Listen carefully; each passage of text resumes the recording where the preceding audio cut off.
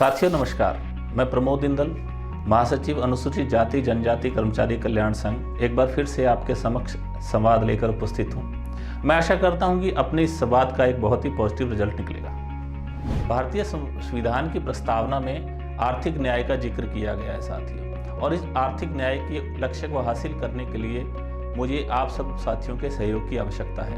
मैं आशा करता हूँ कि हम सब मिलकर समाज के अंदर आर्थिक न्याय को सुचारू रूप से इम्प्लीमेंट कर सकें। मैं साथियों यहाँ स्टैंड अप इंडिया का जिक्र करना चाहता हूँ।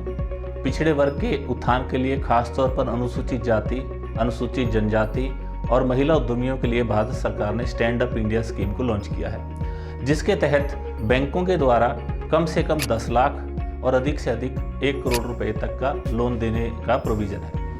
मैं भारतीय स्टेट बैंक में कार्यरत सभी अपने अनुसूचित जाति और जनजाति के साथियों से कहना चाहता हूं कि जब हम रिजर्वेशन के तहत भारतीय स्टेट बैंक में नौकरी हासिल की थी, तब हमने एक समाज के तबके के रिप्रेजेंटेटिव के रूप में अपने आप को प्रस्तुत किया था साथियों।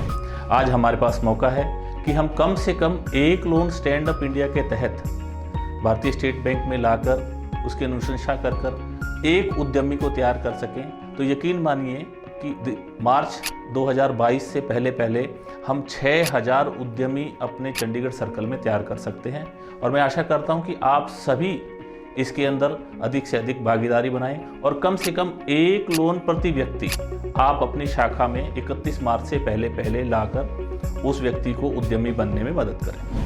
यहाँ स्टैंड अप इंडिया के तहत जो 10 लाख रुपए से 1 करोड़ रुपए तक का लोन अनुसूचित जाति और जनजाति या महिला उद्यमी को दिया जाता है, इसमें किसी भी प्रकार की कोई गारंटी की आवश्यकता नहीं होती, ना ही किसी भी प्रकार से कोई चीज़ गिरवी रखने की आवश्यकता है।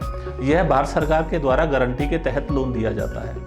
इसमें मात्र 15% पूंजी आप अपनी लगाकर 85% तक का लोन बैंक के द्वारा ले सकते हैं। मात्र खेती को छोड़कर खेती से संबंधित किसी भी कार्य के लिए, जैसे मछली पालन के लिए, मधुमक्खी पालन के लिए, मुर्गी पालन के लिए, पिगरी के लिए, किसी भी प्रकार की मार्केटिंग के बिजनेस के लिए, किसी प्रकार की सर्विस के लिए, किसी प्रकार के उत्पादन के कार्य के लिए, लगभग हर कार्य के लिए ये लोन उपलब्ध है। और अगर आप व्यक्तिगत रूप से ये लोन नहीं लेना चाहते हैं, अगर आपकी कोई कंपनी या पार्टनरशिप फर्म है जिसके अंदर 51% कम से कम हिस्सेदारी अनुसूचित जाति या जनजाति के सदस्य की है, तो वह भी इस लोन के लिए उसी रूप में हकदार है। साथियों, आज का दौर सरकारी नौकरियों पर निर्भर रहने का नहीं है। जिस प्रकार से बेरोजगारी पिछले कुछ वर्षों में बढ़ी है, एक सफल उद्यमी न सिर्फ खुद के लिए पैसे कमाता है, बल्कि हजारों रोजगार के अवसर दूसरों के लिए भी पैदा करता है। हमारा ये कर्तव्य बनता है कि भारत सरकार की इस योजना का लाभ अधिक से अधिक लोगों तक पहुंचाएं। भारतीय स्टेट बैंक के माध्यम से जो हम समाज की भलाई कर सकते हैं, उसमें अपना अधिक से अधिक योगदान दें। मैं आपसे एक बार फिर से पुनः हाथ जोड़ के अपील करता हूं कि जो भी साथी भारतीय स्टेट बैंक में कार्यरत मेरी इस बात को सुन रहा है, वो कम से कम एक लोन अपने आस पास पड़ोस में लाकर बैंक के अंदर उसको सुनिश्चित किए। और इसके लिए हम हमारी वेबसाइट पर और SBI सेवा की ऐप पर एक लिंक भी देंगे।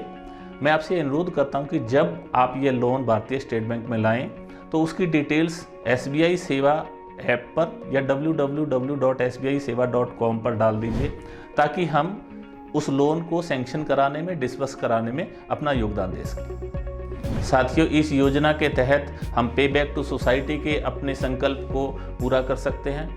मैं समझता हूं कि एक एक व्यक्ति सिर्फ अपनी तनख्वाह से समाज को पूरी तरह से उत्थान नहीं कर सकता है, परंतु संयुक्त रूप से हम अगर सब मिल जाएं, 6500 जो चंडीगढ़ सर्कल में हमारे साथी कार्यरत हैं, अगर एक भी व्यक्ति को उद्यमी बनने में कामयाब करते हैं, तो 6500 उद्योग हम चंडीगढ़ सर्कल के अंदर जनरेट कर सकते हैं। और मैं समझता हूं कि यह एक पे बैक टू सोसाइटी के तहत किया गया बहुत बड़ा कार्य हुआ।